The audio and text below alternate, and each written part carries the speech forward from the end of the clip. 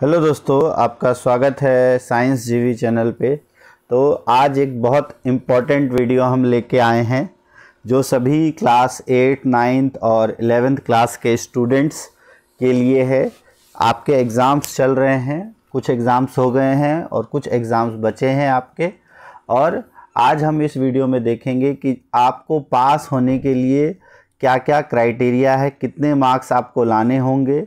अलग अलग क्लास के पास होने की क्राइटेरिया अलग अलग है। मिड टर्म के आपके कितने मार्क्स जुड़ेंगे, इस बार आपको कितने मार्क्स लाने होंगे, कितने सब्जेक्ट में आपको पास होना होगा, और बाय चांस आप किसी सब्जेक्ट में फेल हो जाते हो तो क्या होगा, कितने ग्रेस मार्क्स आपको दिए जा सकते हैं पास होने के लिए। तो इन सभी चीज़ों का डिस्कशन हम करेंगे। और पास होना बहुत आसान है, तो अगर आप थोड़ा सा भी ध्यान रखोगे तो लगभग सभी स्टूडेंट्स अच्छे से पास हो सकते हैं। तो स्टार्ट करते हैं हमारी आज की वीडियो। फटाफट आप चैनल को लाइक कर दो, वीडियो को। चैनल को आपने सब्सक्राइब कर लिया होगा, नहीं किया है तो फटाफट सब्सक्राइब कर दो। तो स्टार्ट करते हैं हम सबसे पहले क्लास 8 से।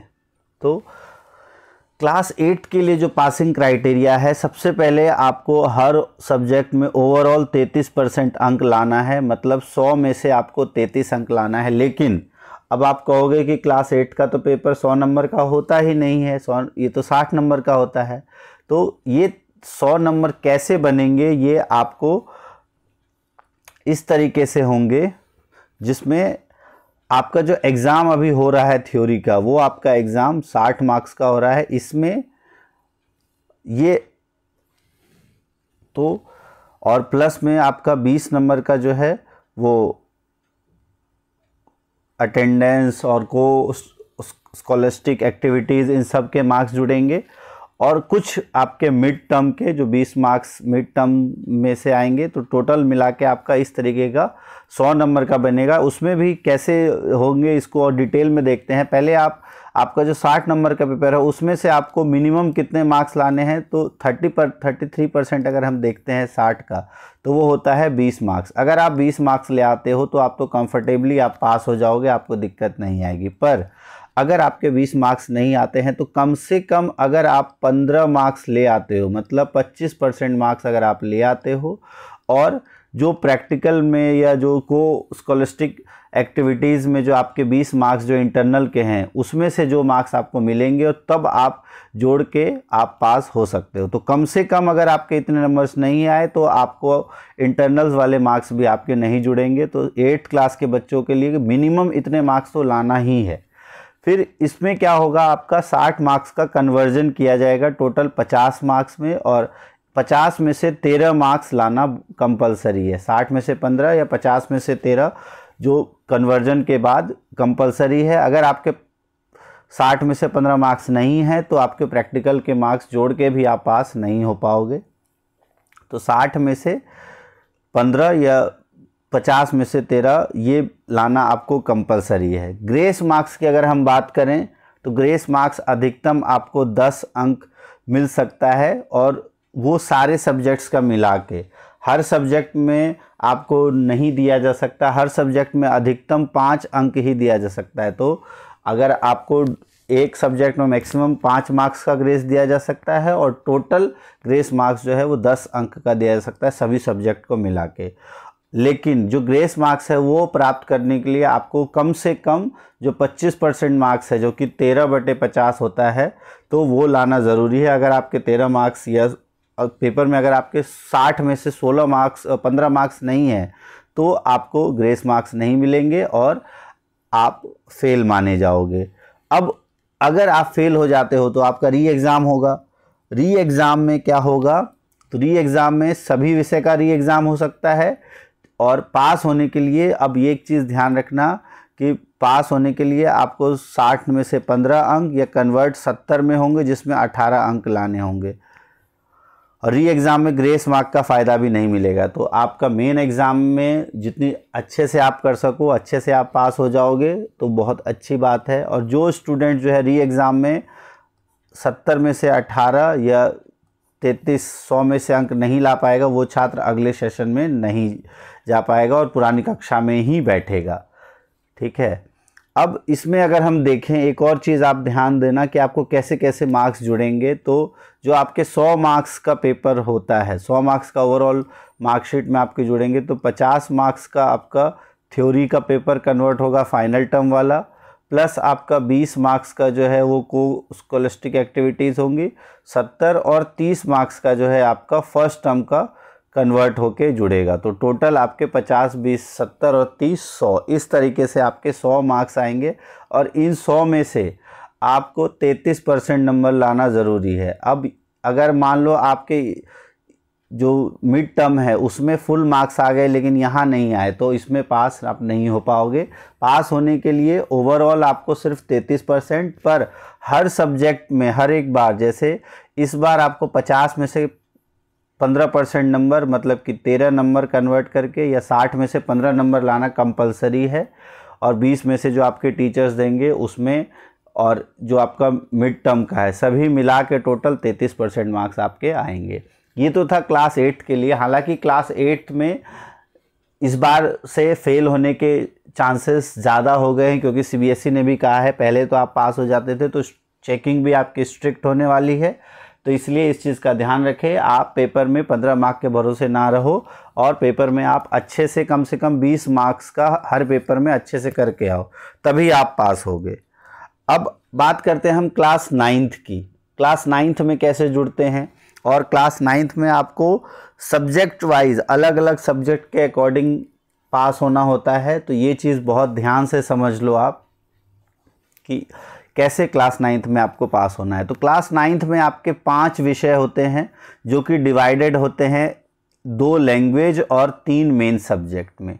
ठीक है, 3 मेन सब्जेक्ट होता है आपका साइंस, सोशल साइंस और मैथ्स, और लैंग्वेज में आपके 2 लैंग्वेज जो मेन लैंग्वेज होते हैं, हालांकि 3 लैंग्वेज आपको ऑफ़र की जाती है, जिसमें एक होता है आपका संस्कृत। अगर लैंग्वेज की हम बात करें तो हिंदी, इंग्लिश और संस्कृत, ये 3 लैंग्वेज आपको ऑफ़र किए जाते हैं, लेकिन आपको 2 लैंग्वेज में कम से कम पास होना होता है और 3 मेन सब्जेक्ट में कम से कम पास होना ज़रूरी है। और हर विषय में आपको 80 में से कम 25% अंक लाना ही होगा, और 100 में से ओवरऑल 33 नंबर या 33% अंक लाने ही होंगे। एक और चीज़ आप ध्यान रखना, जो क्लास 9th है उसमें सिर्फ 2 सब्जेक्ट में ही कंपार्टमेंट हो सकता है। अगर आप 2 सब्जेक्ट से ज़्यादा में फेल हो जाते हो तो आप फेल माने जाओगे। अब अगर कोई स्टूडेंट मान लो लैंग्वेज में, ये सबसे ज़्यादा कॉमन है, ध्यान रखना इस चीज़ का कि अगर आपका किसी एक लैंग्वेज में, मान लो आपका इंग्लिश में आप फेल हो जाते हो, इंग्लिश में अगर आप फेल हो जाते हो तो, और हिंदी और संस्कृत में आप पास हो जाते हो, तो क्या आप पास माने जाओगे? तो आप बिल्कुल बाकी सब्जेक्ट्स में, अगर आपने ये जो 3 सब्जेक्ट्स और एक और आपका यहाँ 4 फिजिकल सब्जेक्ट्स, टोटल 7 सब्जेक्ट्स होते हैं, इसमें से आपको 5 में पास होना होगा, फिजिकल या कोई भी स्किल सब्जेक्ट्स जो है आपका, टोटल आपके 7 सब्जेक्ट होते हैं, उसमें से अगर आप 5 में पास हो जाते हो तो आप पास माने जाओगे। पर ये चीज़ ध्यान रखना, अगर आप लैंग्वेज में इंग्लिश और हिंदी और संस्कृत, इन तीनों में से इंग्लिश में अगर आप फेल हो जाते हो, हिंदी संस्कृत में पास हो जाते हो, तो 9th में तो आप पास माने जाओगे, पर 10th में आपको बोर्ड एग्ज़ाम से पहले इंग्लिश को दोबारा आपको कंपार्टमेंट एग्ज़ाम होगी, और इंग्लिश का एग्ज़ाम आपको पास करना बहुत ज़रूरी है। अगर आप इंग्लिश एग्ज़ाम पास नहीं करोगे तो 10th क्लास में आपको इंग्लिश सब्जेक्ट नहीं मिलेगा, जो कि एक कंपलसरी सब्जेक्ट है। तो इसीलिए आप अगर इंग्लिश में फेल हो जाते हो, बाकी सभी सब्जेक्ट में पास हो जाते हो, तो इंग्लिश की तैयारी अच्छे से कर लेना, उसका कंपार्टमेंट एग्ज़ाम आपको देना होगा। आप पास हो जाओगे, आप 10th में बैठोगे, पर एग्ज़ाम जब होंगे कंपार्टमेंट के तो आपको इंग्लिश का एग्ज़ाम देना कंपलसरी है। ये चीज़ ध्यान रखना लैंग्वेज के केस में, ठीक है। तो लैंग्वेज के केस में इस चीज़ का आपको बहुत अच्छे से ध्यान रखना है। इसको मैं एक बार डिटेल में समझा देता हूँ। अब 9th क्लास की अगर हम बात करें तो इसमें आपके लैंग्वेज के सब्जेक्ट होते हैं कितने? लैंग्वेज के होते हैं 3, जो आपके भाषा के हैं। एक होता है आपका हिंदी, संस्कृत और इंग्लिश, ठीक है। सबसे आसान तो संस्कृत में आप सभी पास हो जाते हो, संस्कृत हिंदी में, लेकिन ये 3 में से आपको अगर आप 2 में पास हो जाते हो, और जो आपका मेन सब्जेक्ट है, मेन सब्जेक्ट हालांकि 3 ही माने जाते हैं, पर ओवरऑल 4 ऑफ़र किए जाते हैं आपको, जिसमें साइंस, नेचुरल साइंस या विज्ञान जिसे हम कहते हैं, सोशल साइंस जिसे हम सामाजिक विज्ञान कहते हैं, और मैथ्स, ये 3 सब्जेक्ट, इसके अलावा एक स्किल सब्जेक्ट आपको ऑफ़र किया जाता है, वो भी इसी में मान लिया जाता है। मान लो एक स्किल सब्जेक्ट होता है। अब स्किल सब्जेक्ट या तो आपका किसी का फूड प्रोडक्शन होगा या फिज़िकल एजुकेशन होगा, physical activity trainer, physical activity. तो इन दोनों में से कोई एक, तो एक सब्जेक्ट आपका इनमें से होता है, 3 यहाँ होते हैं और 3 यहाँ। तो टोटल 9th में आप 7 सब्जेक्ट पढ़ते हो और इन 7 सब्जेक्ट में आपको पास होने के लिए कम से कम 5 सब्जेक्ट में पास होना होगा। लेकिन ये 5 का कॉम्बिनेशन ऐसा होता है कि 2 इसमें से आपको पास होना होगा और 3 इसमें से, इन दोनों को मिला के 3, ठीक है। तो इस तरह से 5 सब्जेक्ट का कॉम्बिनेशन बनता है। मान लो आप साइंस मैथ्स में पास हो गए बट सोशल साइंस में फेल हो गए, लेकिन फूड में पास हो गए तो आप पास माने जाओगे। या अगर आप फिज़िकल एक्टिविटी, फूड या फिज़िकल दोनों में से कोई एक ही आपको ऑफ़र हो रहा होगा।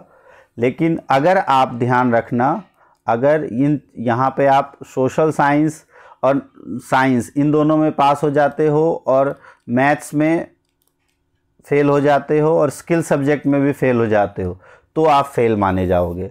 तो स्किल सब्जेक्ट में तो आपको पास होना ही होना है, तभी आपका वो बाकी एक सब्जेक्ट जिसमें आप बाय चांस फेल हो जाओगे उसको वो कवर कर पाएगा। ये चीज़ आप ध्यान रखना, ठीक है। पास होने के लिए आपको कम से कम ये जो मेन 3 सब्जेक्ट है इसमें से 2 सब्जेक्ट में आपको पास होना ही होगा। साइंस, सोशल साइंस, मैथ्स में से 2 सब्जेक्ट आपको कंपलसरी इसमें से पास होना होगा और एक आपका स्किल सब्जेक्ट में आपको पास होना होगा, तब आप पास माने जाओगे और 9th से प्रमोट होकर आप 10th में जाओगे। अच्छा, ये भी ध्यान रखना, पास और प्रमोटेड 2 अलग अलग वर्ड है। पास क्या होता है और प्रमोटेड क्या होता है? तो अगर आप ये तीनों में पास हो, यहाँ भी तीनों में पास हो और इसमें भी पास हो तो आप पास्ड माने जाते हो। प्रमोटेड कब माना जाता है? कि जब आप इन दोनों में पास हो गए और एक मेन सब्जेक्ट में फेल हो गए या एक लैंग्वेज में फेल हो गए और इसकी जगह आप फूड को लेके आप पास हो गए, आपके 5 सब्जेक्ट बन गए, तो उस केस में आप प्रमोटेड माने जाते हो। तो अब एक और चीज़ यहाँ ध्यान रखना, क्लास 9th के स्टूडेंट्स के लिए खासकर ये बहुत इंपॉर्टेंट है कि अगर आप एक लैंग्वेज में फेल हो जाते हो और वो लैंग्वेज आपकी इंग्लिश होती है, तो इंग्लिश में अगर आप फेल, मान लो आप Hindi, Sanskrit, science, social science, maths और फूड इन सब में या फिज़िकल एक्टिविटी इन सब में पास हो जाते हो बट इंग्लिश में सिर्फ फेल हो जाते हो, तो आप 9th से 10th में प्रमोट ज़रूर हो जाओगे। पर जब कंपार्टमेंट का एग्ज़ाम होगा तो इंग्लिश का एग्ज़ाम आपको देना ही होगा और इंग्लिश के एग्ज़ाम में आपको पास होना ही होगा। ये चीज़ बहुत अच्छे से आप ध्यान रखना है आपको। अगर आप पास नहीं होगे तो आपको 10th में ऑफ़र नहीं होगा, तो इंग्लिश का बहुत ध्यान रखना है आपको। ये तो था क्लास 9th के लिए। अब मार्क्स वाइज देख लेते कितने मार्क्स चाहिए। तो आपको अगर हम भाषा की बात करें तो भाषा में 80 में से 20 मार्क्स, मतलब 1/4 और 33/100 अंक नहीं आते हैं, तो 9वीं में कंपार्टमेंट के साथ साथ उस भाषा की भी परीक्षा दो। अभी हमने इंग्लिश की बात की थी, क्योंकि उसे उत्तीर्ण करना अति आवश्यक है, अन्यथा 10वीं में वो भाषा नहीं मिलेगी। और ऐसे स्टूडेंट को क्या कहा जाएगा? प्रमोटेड, अगर वो ग्रेस मार्क्स के साथ मिलेगा। मिनिमम 33% और इंटरनल असेसमेंट में भी 33%, मतलब 20 में से 7 मार्क्स इंटरनल असेसमेंट में भी ज़रूरी है आपको लाने। और स्किल सब्जेक्ट में थ्योरी और प्रैक्टिकल दोनों में 33% मार्क्स लाना ज़रूरी है, क्योंकि स्किल सब्जेक्ट आपका थ्योरी भी 50 का होता है, प्रैक्टिकल भी 50 का होता है, तो दोनों में आपको 13 मार्क्स लाना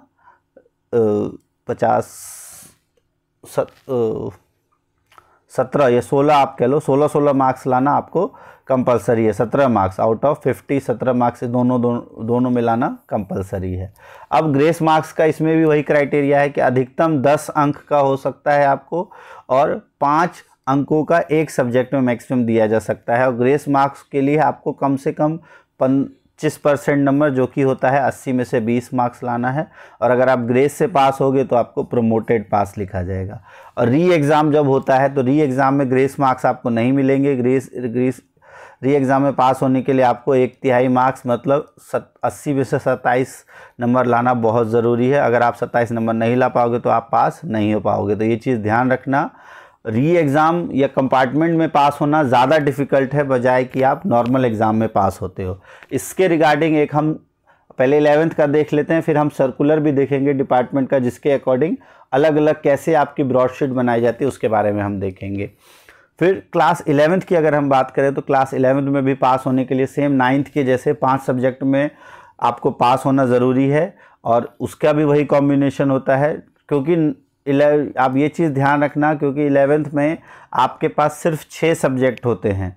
11th में आपको लैंग्वेज में एक्स्ट्रा लैंग्वेज सब्जेक्ट नहीं दिया जाता, तो इसीलिए आपको 5 मेन सब्जेक्ट में पास होना ज़रूरी है। एक सब्जेक्ट आपके पास एक्स्ट्रा रहता है जो कि आपका हो सकता है फिज़िकल, हो सकता है फूड, हो सकता है, उनमें से कोई एक सब्जेक्ट आपको दिया जाता है। और हर सब्जेक्ट में कम से कम 25% नंबर, मतलब आपका अगर 70 नंबर का पेपर हो रहा है, क्योंकि 30 नंबर के प्रैक्टिकल होते हैं, जिसमें प्रैक्टिकल है, तो 70 में से आपको 25% अंक, मतलब आपको लगभग 18 मार्क्स के आसपास लाना ज़रूरी है। ठीक है, 70 में से 18 मार्क्स, 80 मार्क्स का पेपर है तो 25, 60 का जिनका होता है उसमें 15 और 50 में 13, इस तरह से कन्वर्टेड हो जाते हैं जब मार्क्स। थ्योरी की अगर हम बात करें तो मिड टर्म और एनुअल एग्ज़ाम दोनों में मिला के 27 में से 80, 70 में से अगर जोड़ा जाएगा तो 23 और 60 में से 20 अंक लेना अनिवार्य है। ओवरऑल 33% अंक भी प्राप्त करना अनिवार्य है, और दोनों थ्योरी और प्रैक्टिकल दोनों में पास होना अनिवार्य है। इसमें भी ग्रेस मार्क्स का वही होता है कि अधिकतम 10 मार्क्स दिए जा सकते हैं, और एक विषय में अधिकतम 5 अंक ही दिए जाएंगे। और ग्रेस मार्क्स प्राप्त करने के लिए आपको 1/4 अंक लाना ज़रूरी है, और ग्रेस मार्क्स से अगर आप पास होगे तो आप प्रमोटेड कहलाओगे। और कंपार्टमेंट जो है वो सिर्फ 11th क्लास में सिर्फ एक विषय में ही दिया जाएगा, ये बहुत इंपॉर्टेंट आप ध्यान रखना। 11th क्लास में अगर आप 2 विषय में फेल हो जाते हो तो आप फेल माने जाओगे। 11th क्लास में आपको सिर्फ एक ही सब्जेक्ट में कंपार्टमेंट दिया जा सकता है, जो कि आपके 5 मेन सब्जेक्ट है उनमें से। और कंपार्टमेंट में पास होने के लिए आपको कोई ग्रेस मार्क्स नहीं मिलेगा, तो इसमें आपको 33% अंक लाना बहुत ज़रूरी है। और यदि री एग्ज़ाम आप पास नहीं कर पाओगे तो वह 11वीं में ही रह जाओगे। अब देखते हैं कि जो मिड टर्म और थ्योरी के फाइनल टर्म के मार्क्स कैसे ऐड होते हैं उससे रिलेटेड। तो ये एक डिपार्टमेंट का सर्कुलर है, उसके अकॉर्डिंग हम देख रहे हैं, जिसमें कहा गया है कि आपको 25% मार्क्स, जो अभी हमने बात की, 25% मार्क लाना आपको कंपलसरी है। और उसके बाद रिज़ल्ट कैसे होता है, मिड टर्म के कितने मार्क्स आपके जुड़ते हैं, तो अगर हम सबसे बात करें, ये है क्लास 9th के लिए। क्लास 9th में ओवरऑल जो मिड टर्म का आपका थ्योरी के मार्क्स हैं वो 20 मार्क्स में कन्वर्ट किए जाते हैं, जो कि 80 मार्क्स का आपका पेपर हुआ होगा, और ये सभी language, math, science, social science सभी में। और जो एनुअल एग्ज़ाम आपका हुआ है उसमें जो थ्योरी है वो 80 मार्क्स का है, बट उसको 60 में कन्वर्ट किया जाता है। और इंटरनल असेसमेंट आपका 20 मार्क्स का होता है, और मिड टर्म के 20 मार्क्स, तो टोटल आपके 100 मार्क्स इस तरीके से जुड़ते हैं। थ्योरी के 20 मार्क्स, 60 एनुअल के और 20 मिड टर्म के, और प्लस में इंटरनल असेसमेंट 20 मार्क्स का, तो टोटल 100 मार्क्स का आपका होता है। और पास होने के लिए आपको इस 60 में से जब कन्वर्ट होगा आपको, तो इस 60 में से 20 मार्क्स, इस 60 में से 15 मार्क्स लाना कंपलसरी है। और इंटरनल असेसमेंट में तभी आपके इंटरनल असेसमेंट के मार्क्स जुड़ के तब आप पास हो पाओगे। और अगर मिड टर्म में कोई एब्सेंट हो गया है, नहीं दिया है उसने एग्ज़ाम किन्हीं मेडिकल रीज़न से, तो जो एनुअल एग्ज़ाम है वो फाइनल एग्ज़ाम की थ्योरी और फाइनल एग्ज़ाम के इंटरनल असेसमेंट जोड़ के उसको 33 मार्क्स लाने होंगे, तभी वो पास हो पाएगा। तो ये तो क्लास 9th के लिए इस तरह का असेसमेंट किया हुआ है। अब अगर स्किल सब्जेक्ट की हम बात करें तो इसमें वही सारे हैं आपके, लैंग्वेज, तीनों language, math, science, social science. ये चीज़ ध्यान रखना, लैंग्वेज वाला जो अभी हमने कहा, लैंग्वेज में से आपको इंग्लिश में पास होना बहुत कंपलसरी है। नहीं होगे पास, कंपार्टमेंट एग्ज़ाम आपको देना पड़ेगा, उसमें फिर पास होना पड़ेगा। तो ये था आपका। और ग्रेस मार्क्स आपको तभी मिलेंगे जब आप 15 मार्क्स, अगर 80 में से 20 मार्क्स लेके आओगे तभी आप ग्रेस मार्क्स के एलिजिबल होगे। ठीक है, नेक्स्ट अब देखते हैं स्किल कोर्स। तो स्किल कोर्स में आपको थ्योरी, ये मिड टर्म में 25 नंबर थ्योरी, 25 नंबर प्रैक्टिकल, तो मिड टर्म आपका 50 नंबर का होता है, और फाइनल टर्म भी 50 मार्क्स में कन्वर्ट होते हैं। तो मिड टर्म और फाइनल टर्म दोनों की बराबर वेटेज होती है और ओवरऑल थ्योरी 50 का और प्रैक्टिकल 50 का, टोटल 100 मार्क्स का होता है। और आपको दोनों में पास होना ज़रूरी है, इसमें भी आपको 33% मार्क्स लाना है, इसमें भी 33%, और ओवरऑल भी आपको 33% नंबर लाने हैं। ये चीज़ आप ध्यान रखना है जो आपके स्किल कोर्सेज हैं। अच्छा, उसमें अब एक और चीज़ ध्यान रखना है कि अगर एक स्टूडेंट 33% मार्क्स स्कोर नहीं करेगा किसी भी एक लैंग्वेज में जो कि हमने पढ़ा, तो बिलो 33 आउट ऑफ 100 मार्क्स जो थर्ड लैंग्वेज जो opted and qualified by the student will replace either language 1 और language 2 for the promotion of next higher class. जो अभी हमने पढ़ा कि अगर आपका इंग्लिश, संस्कृत और हिंदी इनमें से आप 2 में पास हो जाते हो तो आप नेक्स्ट क्लास में चले जाओगे, प्रमोट हो जाओगे, पर वो आपके लिए मैंडेटरी होगा कि लैंग्वेज 3 को आपको क्वालिफाई करना पड़ेगा क्लास 10th के बोर्ड एग्ज़ाम से पहले। ठीक है। और स्किल सब्जेक्ट जो है जो आपने लिया है वो रिप्लेस नहीं करेगा किसी इलेक्टिव सब्जेक्ट को, जैसे math, science, social science, music, home science, painting. उसके बाद मैक्सिमम जो है, वैसे इसमें 15 ग्रेस मार्क्स के लिए कहा गया, बट 10 ग्रेस मार्क्स ही दिए जाते हैं, आपको उतने ज़्यादा ग्रेस मार्क्स नहीं दिए जाते। ठीक है। और स्टूडेंट जो कि 33% से कम मार्क्स लाएंगे एक या ज़्यादा सब्जेक्ट में, तो उनको जो कंपार्टमेंट एग्ज़ाम है उसमें बैठना पड़ेगा। और 9th क्लास में मैक्सिमम 2 सब्जेक्ट में ही कंपार्टमेंट आपको दी जा सकती है, ये चीज़ आप ध्यान रखना। और वो जो 2 सब्जेक्ट हैं वो कैसे बनेंगे, ये भी चीज़ आपको ध्यान रखना है कि वो 2 सब्जेक्ट आपके हो सकते हैं। कंपार्टमेंट आपका तब होगा कि जो आपका मेन सब्जेक्ट है उसमें से 2 सब्जेक्ट स्किल सब्जेक्ट नहीं होना चाहिए, ध्यान रखना। टोटल आपके जैसे 3 लैंग्वेज के हैं तो हो सकता है 1 लैंग्वेज 1 मेन सब्जेक्ट, या तीनों लैंग्वेज में आप पास करके मेन सब्जेक्ट में 2 में आपकी कंपार्टमेंट आ सकती है। तो ये चीज़ अच्छे से ध्यान रखना है। फिर जो एब्सेंट, और ये अभी हमने पढ़ ही लिया। और कंपार्टमेंट एग्जाम में स्टूडेंट में allowed to appear in compartment 1 और any number of subject. Mainly 9th में 2 जो एग्ज़ाम्स है 2 पेपर्स में ही, 2 सब्जेक्ट्स में ही आपको अलाउ किया जाता है, ज़्यादा सब्जेक्ट्स में आपको अलाउ नहीं किया जाता। तो ये सारा था आपका रिज़ल्ट, कैसे आपको प्रिपेयर करना है। सिमिलरली 11th क्लास के लिए अगर रूल देखें तो आपको 25% तो मिनिमम मार्क्स लाने ही लाने हैं 5 सब्जेक्ट में। और मिड टर्म के जो हैं आपके, मिड टर्म के भी थ्योरी और प्रैक्टिकल दोनों के जुड़ते हैं, तो मिड टर्म आपका जितने का भी होता है उसको कन्वर्ट किया जाता है 25 में, जो थ्योरी आपकी आई थी उसको 20 में कन्वर्ट किया जाता है, प्रैक्टिकल को 5 में। एनुअल जो एग्ज़ाम हुआ है आपका, जो 80 मार्क्स 70 मार्क्स का आपका एग्ज़ाम हुआ है, 70 में से 50 मार्क्स थ्योरी, उसको 70 को थ्योरी को 50 में कन्वर्ट किया जाता है। और जो प्रैक्टिकल आपका 30 मार्क्स का हुआ है उसको 25 में कन्वर्ट किया जाता है। तो ओवरऑल जो थ्योरी का मार्क्स होता है वो 70 और प्रैक्टिकल जो है आपका 30 मार्क्स का हो जाता है।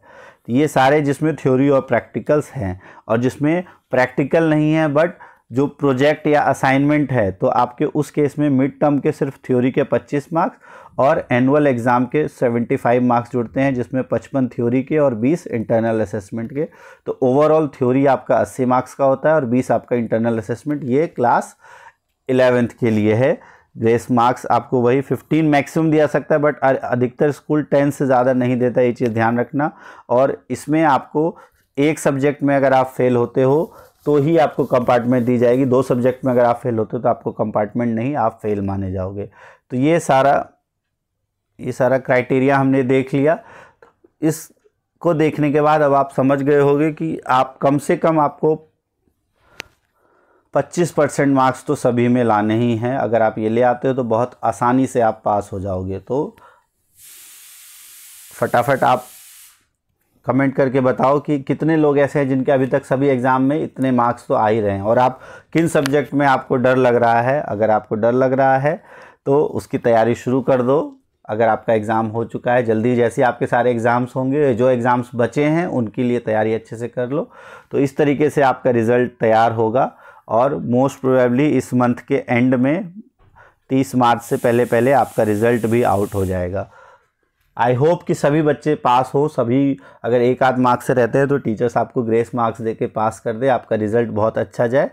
और थैंक्स फॉर वॉचिंग साइंस जीवी। कोई भी डाउट इससे रिलेटेड हो तो आप कमेंट बॉक्स में लिख सकते हो, और अगर कोई डाउट रहेगा तो उसके लिए हम एक नेक्स्ट वीडियो लेके आएंगे। थैंक्स फॉर वॉचिंग साइंस जीवी।